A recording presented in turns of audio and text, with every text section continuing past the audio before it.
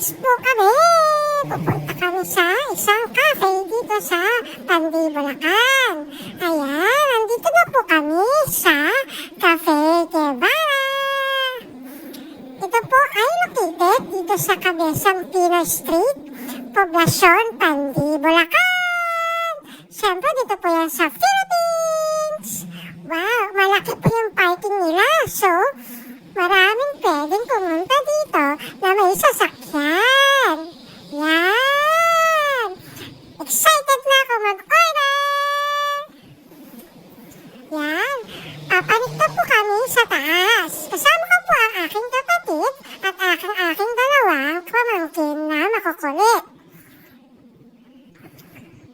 Wow!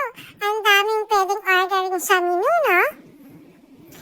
Madalas yung mga tao doon sa labas umuupo. Lalo na pag ganitong holiday season kasi malamig po sa labas kaysa dito sa loob. Pero naki-aircon naman po sila. Yan, nandito na po kami sa labas. Naghahanap na po kami ng uupuan namin. Yay! Yan, nag-order po kami ng coffee, Java chip, choco overload, tsaka white chocolate mocha.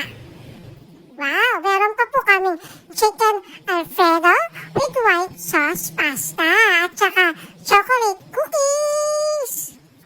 Wow, sarap! Excited na ako tikpan ito mga to. Yan, kakain na ako. Masarap siya guys. Para sa akin, 10 out of 10 ang kanilang chicken alfredo pasta. Even po yung mga coffee nila masasarap. Pwede itong ilaban si Starbucks. Oops, hindi po ito sponsored.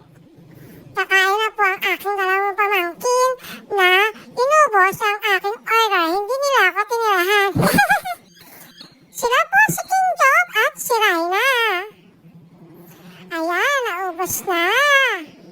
Masarap siya guys. Punta kayo dito sa Cafe Guevara.